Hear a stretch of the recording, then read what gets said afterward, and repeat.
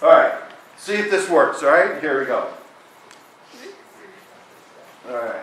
So, no, thanks. I haven't. The whole of the Bible can be summed up in really just one short story with 4 parts. Okay, that's why I went with 4. The whole of the Bible can be summed up in one story with 4 parts. And if you read your Bible closely, you can see this story told over and over and over and over again. Okay? It's a good one. One story, 4 parts. And the 4 parts go like this, okay? Let me start with a bunny. Because a bunny reminds us of spring, right? And newness of life, okay? Bunny reminds me of Easter as well, okay? But newness of life, bunny, and I'm going to use this as creation. So, Genesis, right? You guys all know the story of, in the beginning, God created the heavens and the earth, okay? That's Act 1 of God's story, creation, bunny, newness of life.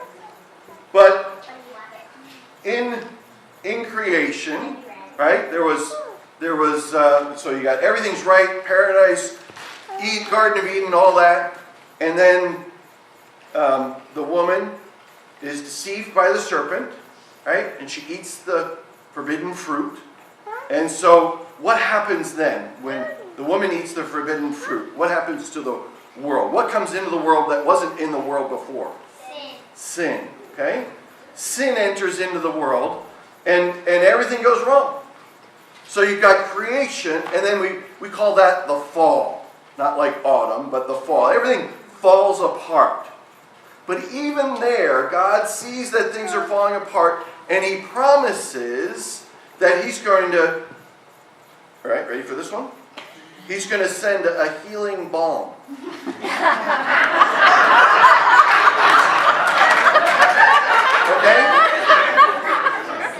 A balm, not a B-O-M-B, not like boom, but a balm, B-A-L-M. Like chapstick, heals your lips. I won't do it. Okay? But because of the fall, it's like the whole world's lips are chapped. Everything is falling apart. It's even worse than that. So you have creation, fall. That is funny. Creation, fall, and then the next chapter in the story is God actually comes and makes the redemption happen. Away in a manger. Okay? I knew I was going to use that, right? God becomes flesh and blood and moves into the neighborhood, as one translation says. Jesus is God come to the rescue. Jesus literally means Yahweh saves, or Yahweh, which is the name of God, to the rescue. We need rescuing. Creation was good, but then came the fall. Then comes redemption. That's the big word, redemption. Yahweh saves, God saves. And it doesn't end there. The story doesn't end there. Because just like, so this is, you may have been thinking like Noah, right? Noah and the ark and the rainbow at the end. But at the end, not just at the end of Noah and the ark, at the end of it all, see, a lot of grown-ups, catch this, guys, okay? Because a lot of grown-ups think the Christian story is all about creation, fall, redemption. Woohoo! Jesus came and saved us. But there's a last part of the story that we often forget. And it is the end of the story. It's the rainbow at the end. And the big word for this is consummation. Consummation. Can you guys say that word? Consummation. Consummation just means everything's coming to a glorious end. A glorious conclusion. And that's when we get to be with God forever, with Him in new resurrection bodies, new resurrection haircut. I like that haircut, Chase. Resurrection. Well, you know what?